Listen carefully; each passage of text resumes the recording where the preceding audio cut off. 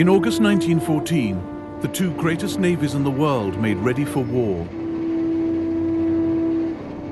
Now the Royal Navy will settle the question of the German fleet. And if they do not come out and fight, they will be dug out, like rats from a hole. But the two fleets rarely met. Instead, a new kind of war evolved. More stealthy, more cruel. A war not against battleships, but people.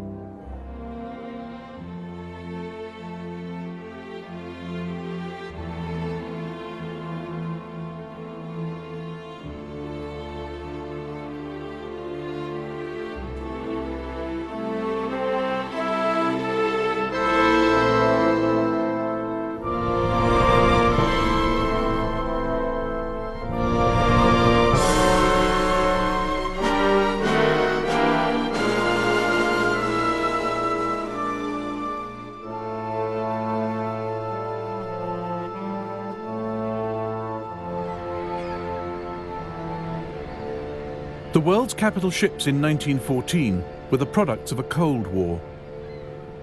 Britain's HMS Dreadnought had set the benchmark. Heavy armour, big guns, fast.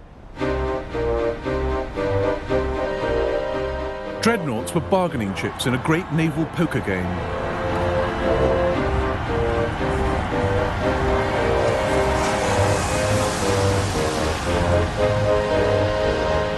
Germany had 13 and 7 building, Austria-Hungary 3, America 10, Britain 20. They kept the peace, but then the Cold War turned hot.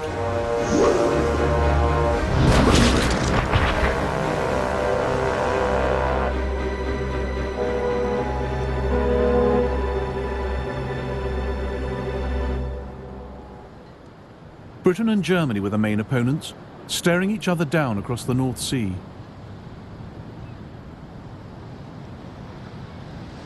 The longer the two sides looked at the map, the more obvious their problems became. Germany's ships couldn't get clear of the North Sea. To the south, the Channel, blocked by mines and the Dover Patrol.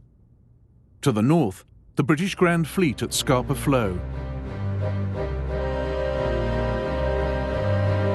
But Britain couldn't get at the German fleet unless it came out from its heavily protected bases. And if they actually met in the North Sea, the result could be catastrophic.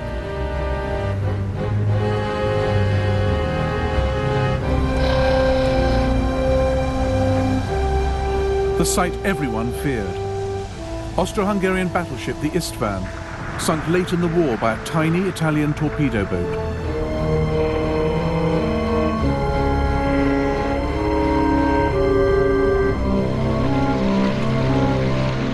In 1914, the German Navy believed torpedoes and submarines might tip the balance their way. A hit-and-run war with little history and no rules.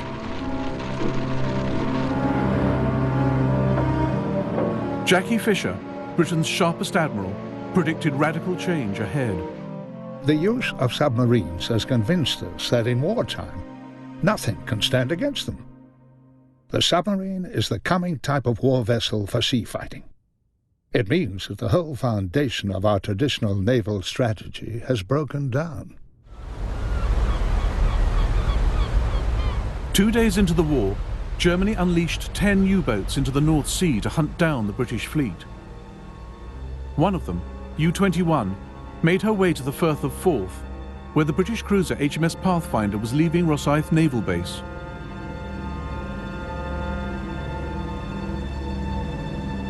U-21 sunk her with a single torpedo. Within a fortnight, the Germans had more good news. This 1927 film celebrates the voyage of Captain Vedigan and the U-9.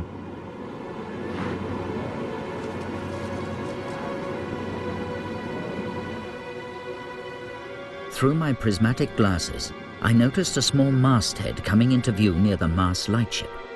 It looked like the mast of a warship. Could this be the first sight of the enemy that we were to have during the war? The U-9 had found the British cruisers Hogue, Aboukir and Cressy on patrol off the Dutch coast.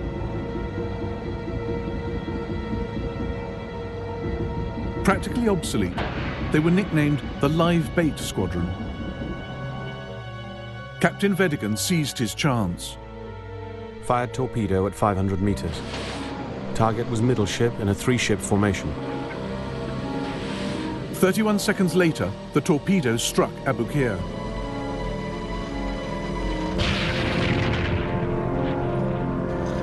On board was Kit Musgrave. We were woken by a terrific crash, and the whole ship shook, and all the crockery in the pantry fell. Then Cressy and Hogue arrived and let down their boats. The Abu Qir went down suddenly, and we slid down her side into the water. Musgrave jumped into the North Sea and became the only man in the war to be sunk on 3 ships within 1 hour. I swam to the Hogue and was just going on board when she was struck and sank in 3 minutes.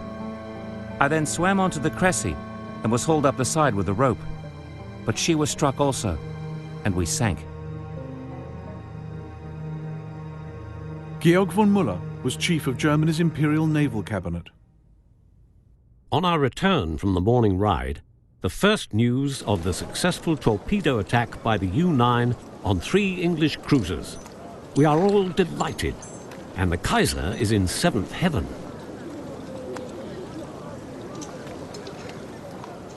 The British were appalled. First Lord of the Admiralty, Winston Churchill, got the blame. Over 1,400 men, many of them young cadets, had died in a single submarine attack. Winston's war babies, they were called.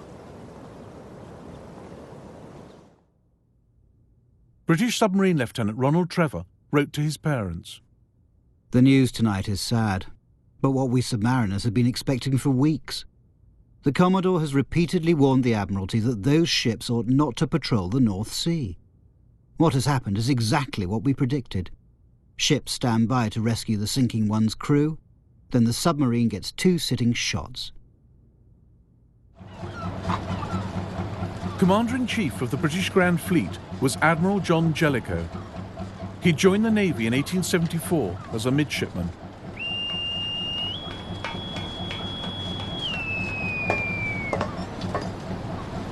Known as Silent Jack, he was experienced, capable, and cautious.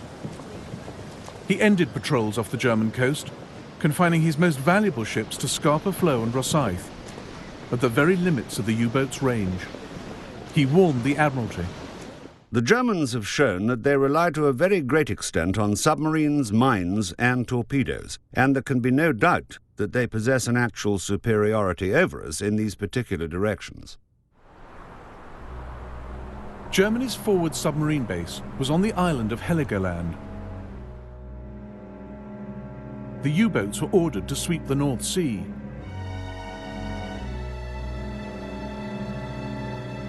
But the British had gone.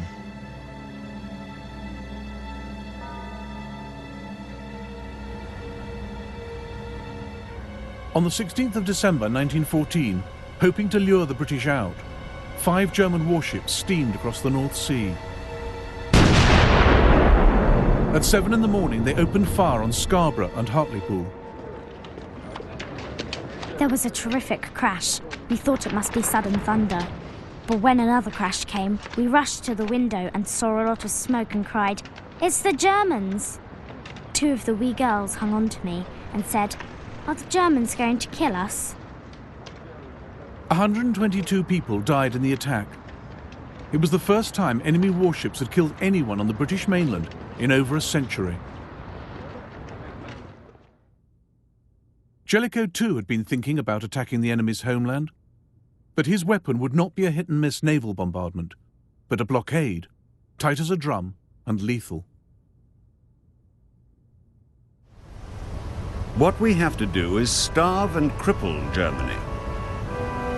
The destruction of the German fleet is a means to an end, and not an end in itself.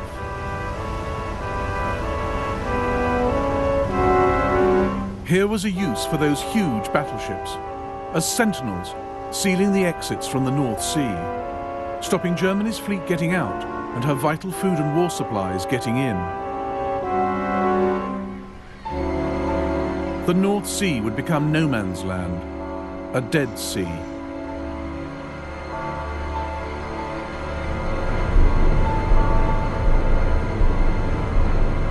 Jellicoe was helped by an invention more important than dreadnoughts or even submarines: wireless. Every day, every German ship radioed its position back to fleet headquarters at Wilhelmshaven.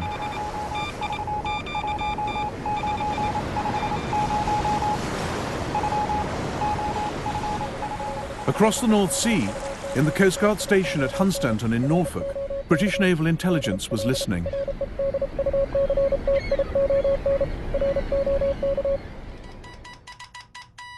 The German messages were passed on to a group of codebreakers working in one of Britain's most secret departments, Room 40, deep in the heart of the Admiralty Old Building.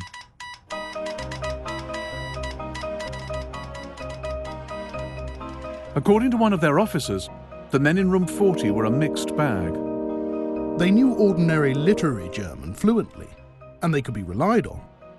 But of cryptography, of naval German, of the habits of war vessels of any nationality, they knew not a jot. Some, like Dilwyn Knox, would help crack the German Enigma code in the Second World War. But in 1914, they desperately needed some clues. The break came in the Baltic Sea, where a German cruiser, the Magdeburg, was captured by the Russians. On board, they found one of the most valuable documents of the war and passed it on to their British allies. This is the Magdeburg's codebook. It allowed the men in Room 40 to read nearly everything the German Navy was planning.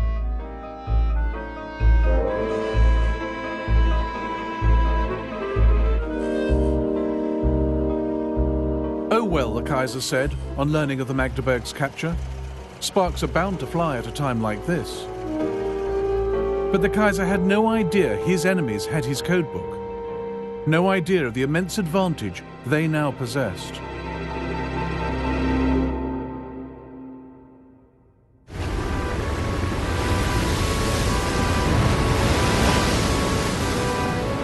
Britain's sea strategy in the First World War was simple: to isolate and starve her enemies. At Scapa Flow and Rosyth to the north, at Dover and Harwich to the south, the Royal Navy closed the North Sea to German ships.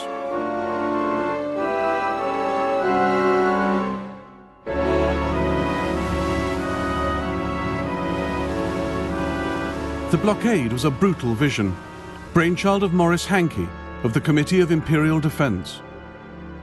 My belief in sea power amounted almost to a religion.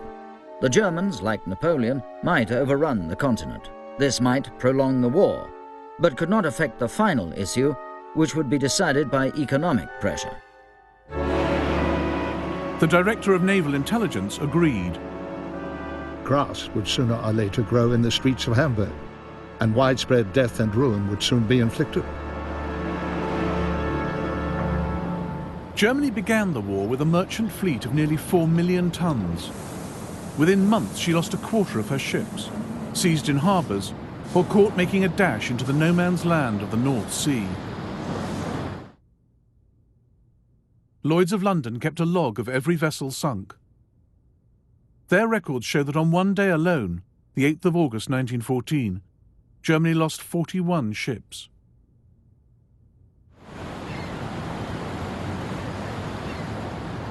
Neutral countries, Holland, Denmark, Sweden, were not spared.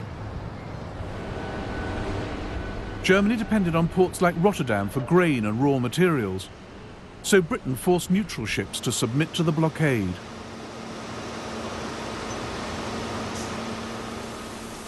Starting with Holland, the British pressured shipping companies into declaring their goods. In every country, she built up a network of agents. They tracked ships coming and going. Who was sending what, where? Any ship could be stopped.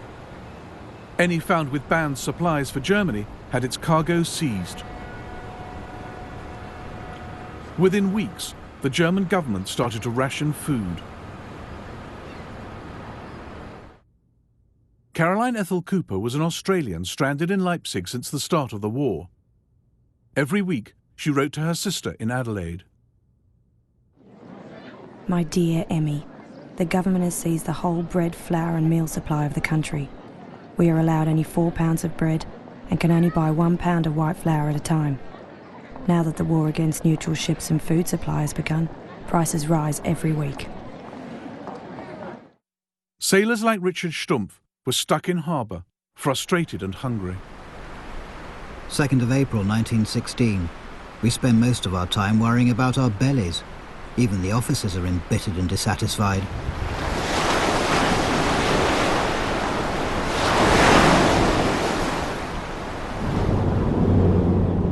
To end Germany's isolation, her navy came up with a revolutionary plan. An unarmed submarine over 200 feet long that could carry a cargo of 1,000 tons.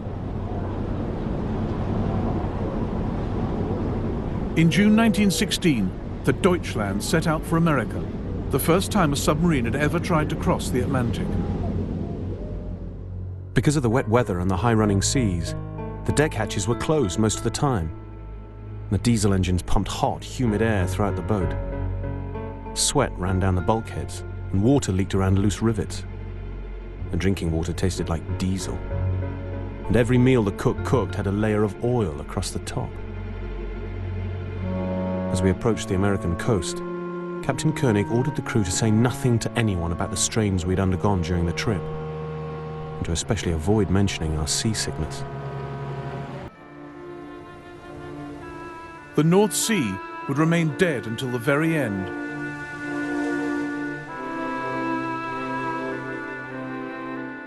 The Germans now set themselves a desperate task: to win the war before American troops arrived in force.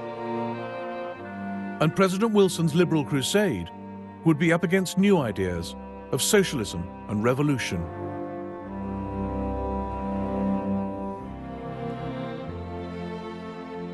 In the next episode of the First World War, German spies sow rebellion in Ireland and Russia, and French troops mutiny on the Western Front, a war against war itself.